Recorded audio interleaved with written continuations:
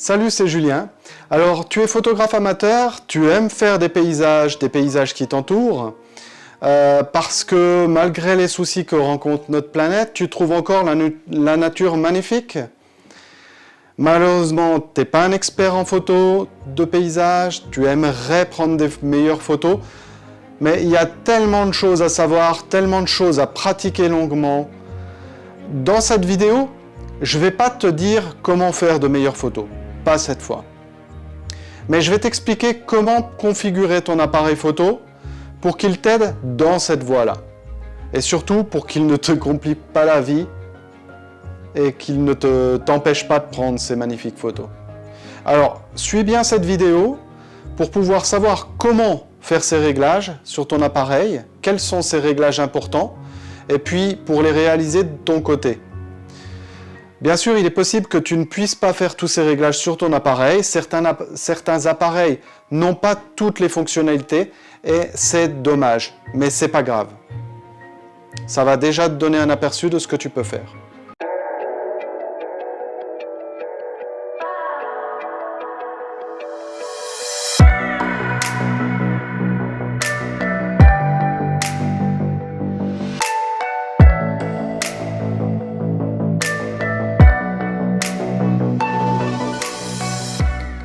Je suis Julien Bukowski, photographe de paysage et coach pour photographes amateurs. J'aide les photographes en donnant des formations sur la prise de vue, le développement et le post-traitement des photos de paysage. Si tu es nouveau, n'hésite pas à t'abonner pour être informé des nouvelles vidéos. Et n'hésite pas non plus à partager ces vidéos avec les personnes que tu connais et qui ont besoin en fait de cours photos. Alors, première chose, j'aimerais aborder l'autofocus et le déclencheur. C'est quelque chose qui va vraiment te simplifier la vie si tu sépares l'autofocus du bouton du déclencheur. Dans les réglages de base de ton appareil photo, tu as l'autofocus qui est configuré en fait quand tu appuies sur la moitié de ton déclencheur. C'est super gênant en fait, parce que tu dois refaire ta mise au point à chaque photo. En photographie de paysage, finalement, il n'est pas rare de faire plusieurs photos à des moments différents ou avec des compositions légèrement différentes. La plupart du temps, ça ne te demande pas de refaire la mise au point. Tu vois, tu fais la mise au point une fois et elle est valable pour ta photo pendant toutes tes photos, pendant tout ton coucher de soleil par exemple. De même, si tu dois faire ta composition, si tu dois d'abord faire ta mise au point et puis ensuite que tu dois déplacer ton appareil photo légèrement pour refaire ta composition, c'est tellement plus facile si ton autofocus il n'est pas sur le même bouton que le déclencheur en fait. Ça te permet de légèrement modifier ta composition sans refaire la mise au point à chaque fois. Maintenant, j'aimerais aborder un point aussi important, c'est l'horizon. C'est tellement important d'avoir un horizon droit. J'ai horreur de voir des photos sur lesquelles la mer ou le lac est en train de se vider côté gauche ou côté droit. Tu vois ce que je veux dire? C'est pas possible. Alors bien sûr, tu peux redresser ton horizon dans Adobe Lightroom ou dans Adobe Photoshop. Mais si tu le fais, tu risques de modifier ton cadrage. Si ton cadrage était parfait, ben là tu risques d'avoir des surprises parce que tu risques d'enlever certaines choses de ton cadrage après le redressement. Certains éléments vont apparaître coupés ou carrément retirés. Alors si au moment de réaliser ta composition, tu fais apparaître le niveau sur ton appareil photo, pour certains appareils photo, tu peux voir justement ce niveau, tu peux le faire apparaître. Tu vas éviter tout de suite ce problème-là. Et puis, tu vas aussi réduire la charge de travail finalement à la maison. Donc, je te conseille vraiment d'activer ça au moment où tu règles ta composition. Tu règles ta composition, tu mets le niveau, et puis ensuite tu l'enlèves pour prendre ta photo. Autre chose importante, et c'est aussi ce que tu devrais afficher sur ton écran, si tu peux, au moment où tu réalises ta composition, c'est l'histogramme. Sur certains appareils photo, tu vas pouvoir faire apparaître l'histogramme avant de prendre la photo. Sur d'autres appareils photo, tu ne vas voir l'histogramme que quand tu auras déjà pris la photo, au moment où elle va s'afficher. Parfois, tu dois l'activer, c'est-à-dire que parfois, il n'est pas activé par défaut, et donc tu dois l'activer pour le voir sur la photo. Bref, peu importe, mais dans les deux cas, l'histogramme va te permettre de voir si ta photo est bien exposée. D'accord? Bien exposée, ça veut dire que tu n'as pas de partie trop sombre, sans détail dans les ombres, et tu n'as pas de partie trop claire, c'est-à-dire de partie cramée. Alors, si ton histogramme sort à gauche, ça veut dire que tu as une partie trop sombre, que tu n'as plus de détails dans les ombres. D'accord? Donc ça, on ne veut pas. Si ton histogramme sort à droite, ça veut dire que tu as une partie cramée, ça veut dire que c'est trop clair et que tu ne récupéreras pas les détails. Il faut que tu saches aussi que dans les deux cas, ce n'est pas récupérable dans Adobe Lightroom ou Photoshop. Parce que les informations qui sont hors de l'histogramme ne sont plus contenues dans le fichier de la photo. Et c'est pour ça que dans ces cas-là, je te conseille vraiment de refaire une photo mieux exposée. Alors, autre chose que tu peux afficher sur ton appareil photo, sur l'écran Live View de ton appareil photo, ce sont les lignes de tiers. Souvent, tu peux faire apparaître des quadrillages sur le Live View de ton appareil photo. Dans le meilleur des cas, tu peux faire apparaître la ligne des tiers. Et puis, dans d'autres cas, tu pourras faire apparaître seulement des quarts, mais ça te laisse au moins imaginer les tiers finalement. Les lignes de tiers te donnent de l'aide pour ta composition. J'en parlerai dans un autre article et je te mettrai le lien aussi dans la description. Encore autre chose, le format RAW. Tu as déjà dû entendre parler de ça.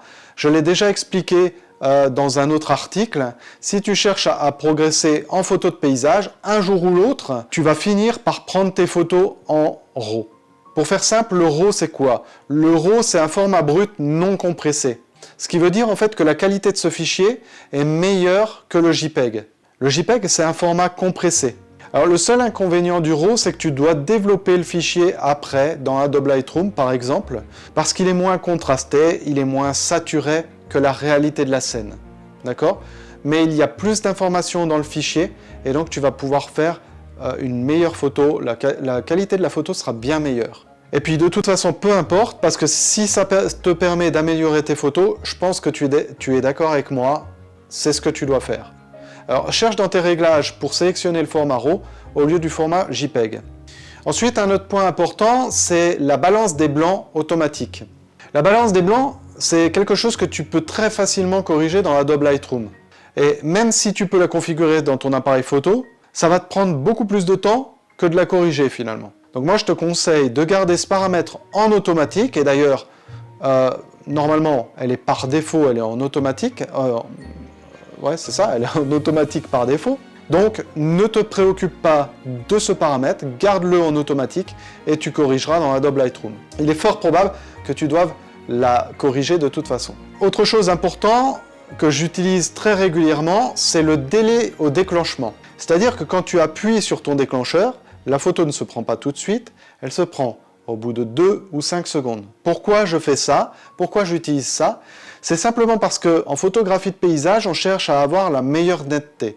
Et en fait, le simple fait d'appuyer sur le bouton de ton déclencheur va impacter en fait cette netteté, parce que cela va provoquer en fait un léger mouvement à l'appareil photo. Si tu es sur trépied, tu ne veux pas de ce mouvement non plus, tu veux le moins de mouvement possible. Et donc tu vas justement utiliser le délai au déclencheur de façon à réduire le mouvement de l'appareil photo. Alors tu vas me dire, moi j'ai une télécommande, ça va tout aussi bien, c'est ce que j'utilise et c'est très bien. Simplement, moi je te conseille d'utiliser le délai sur le déclencheur parce que ça t'évite de prendre du matériel en plus, ça t'évite de prendre une télécommande. On a déjà des sacs qui sont assez lourds en photographie de paysage, surtout si tu prends plusieurs objectifs, si tu prends tes filtres, etc., etc., si tu prends ton trépied. Alors, dès qu'on peut réduire le matériel, il ne faut pas hésiter. Ensuite, quand tu fais tes photos sur trépied, il y a quand même quelque chose qui est important, c'est de désactiver la stabilisation. La stabilisation de l'objectif, c'est quelque chose qui va te permettre, en fait, quand tu es à main nue, quand tu es sans le trépied, de stabiliser les mouvements. Et ça va te permettre de descendre plus facilement ta vitesse. Le problème, c'est que, en fait, quand tu laisses activer cette stabilisation, mais que tu es sur trépied, eh bien, tu vas jouer, tu vas travailler, en fait, cette stabilisation va travailler contre ton trépied et va provoquer des micro-mouvements. On veut éviter ça, on veut avoir la photo la plus nette possible. Donc quand tu es sur trépied, tu désactives la stabilisation et tu n'oublies surtout pas de la réactiver quand tu utilises ton appareil photo sans le trépied. Je te conseille aussi de fermer l'œilleton que tu as sur l'appareil photo pendant les pauses longues. Parce que pendant les pauses longues, il peut y avoir une fuite de lumière par ce petit trou. En fait, si jamais tu as des photos en pause longue avec un petit halo, eh ben, ne cherche pas, ça peut être dû à cette fuite de lumière. Donc moi, ce que je te conseille, c'est de fermer ce petit œilleton quand tu prends des photographies pause longue, notamment, on va dire. Et puis, parce que certains appareils n'ont pas la possibilité en fait de fermer ce petit œilleton, eh bien dans ce cas-là, ce que tu peux faire, c'est simplement mettre un scotch noir dessus. Et ça va avoir la même action. Donc ça, c'est quelque chose qu'on ne sait pas toujours, et pourtant c'est super utile. Ensuite, encore quelque chose d'important pour la photographie de paysage, c'est au niveau des collimateurs. Si tu restes en automatique, tu vas avoir plein de collimateurs partout, et c'est finalement ton appareil photo qui va décider du collimateur à utiliser. Alors un point important, c'est d'avoir un petit collimateur et de pouvoir le déplacer manuellement. En photographie de paysage, c'est important d'être précis dans la mise au point. Ce n'est pas possible si tu as plusieurs collimateurs. Tu ne pourras pas décider de où tu le souhaites, ou alors si tu as un énorme collimateur, ça ne va pas être possible de décider où tu vas faire ta mise au point, par exemple. Et c'est très important finalement de le déplacer manuellement pour pouvoir justement le mettre où tu veux. J'ai déjà expliqué dans un autre article dont je vais mettre le lien en fait en description. J'ai déjà expliqué que tu peux faire la mise au point sur le premier tiers. Mais ça implique aussi que tu puisses déplacer ton collimateur. D'accord ? Donc garder plusieurs collimateurs ou un collimateur trop grand va t'empêcher finalement va t'empêcher de maîtriser l'endroit où tu vas faire ta mise au point. Et puis je pense que tu imagines déjà les conséquences. Ça va donner une photo qui va être nette, mais pas partout. Et ça, c'est un gros problème. Le point suivant, c'est de rester au minimum au niveau des ISO. Reste à ISO 100 pour la plupart des appareils photo. Et si tu peux descendre encore en dessous d'ISO 100, eh bien descends encore en dessous d'ISO 100. J'ai déjà expliqué dans un de mes précédents articles sur comment maîtriser les ISO. Tu dois garder vraiment tes ISO au minimum. Parce que, en fait, plus tu vas augmenter les ISO, plus tu vas augmenter le bruit sur ta photo. Et vu que tu veux avoir une photo parfaite, une photo super nette, une photo de grande qualité, tu vas forcément vouloir conserver ce bruit au minimum. Et donc, tu vas devoir garder ces ISO au minimum aussi. Alors maintenant, j'aimerais aborder un point qui me semble important pour moi, mais qui ne l'est pas forcément pour tout le monde, c'est le mode manuel. Je ne vais pas trop détailler ce point-là parce que tu n'es peut-être pas encore très à l'aise pour prendre tes photos en manuel. Pour ça, le mieux, c'est vraiment de te faire accompagner pour bien comprendre, bien maîtriser, parce que finalement, maîtriser, c'est vraiment de ça qu'il s'agit ici. Si je prends mes photos en manuel, c'est vraiment pour maîtriser ma scène, c'est pour maîtriser totalement mon exposition. Et les paramètres qui rentrent en considération, je veux les maîtriser aussi. La personne qui utilise le mode semi-automatique, elle ne pourra pas maîtriser l'ajustement que son appareil photo va faire sur la vitesse ou sur l'ouverture. Le mode semi-automatique, tu vas pouvoir fixer soit ton ouverture, soit ta vitesse, mais c'est ton appareil photo qui va compenser le reste. Et je te raconte pas, si tu prends tes photos en automatique, tu maîtrises plus rien, c'est ton appareil photo qui va faire tous les réglages. Par contre, le mode manuel, ça te garantit d'avoir les réglages que tu souhaites, ça te garantit d'avoir la photo que tu souhaites, d'avoir vraiment la scène que tu souhaites. Le problème, c'est qu'il faut maîtriser les ISO, maîtriser la vitesse et maîtriser l'ouverture. Mais ça, je te l'explique dans 3 autres articles, 3 autres vidéos que je vais aussi mettre en description. Comme ça, tu vas finir par les maîtriser. Alors mon dernier point, c'est l'ouverture à f8. Comme je l'ai déjà expliqué dans un article précédent sur la maîtrise de l'ouverture en photo de paysage, une ouverture de f8, c'est un bon compromis finalement entre la meilleure ouverture de ton objectif, enfin des objectifs, et une bonne profondeur de champ. Alors bien sûr, tu peux toujours monter à f11 ou f13 si tu as besoin de plus de profondeur de champ, mais voilà, f8 c'est un bon rapport qualité de l'objectif, qualité de l'ouverture et puis profondeur de champ. Alors en conclusion, j'espère que cet article t'aide à savoir comment tu dois régler ton appareil photo pour la photographie de paysage. Bien sûr, tu n'es pas obligé de tout suivre. Tu pourras peut-être pas configurer tout ce que je t'ai décrit ici, parce que peut-être ton appareil photo n'a pas toutes ces fonctionnalités-là. C'est pas grave, ça te donne un aperçu, un petit guide de tout ce qu'il faut faire ou de tout ce que tu peux faire. Et puis ça te permet aussi de comprendre ce qui est important dans la photographie de paysage. Ces points seront toujours vrais et tu pourras toujours les utiliser pour tes futurs appareils photo.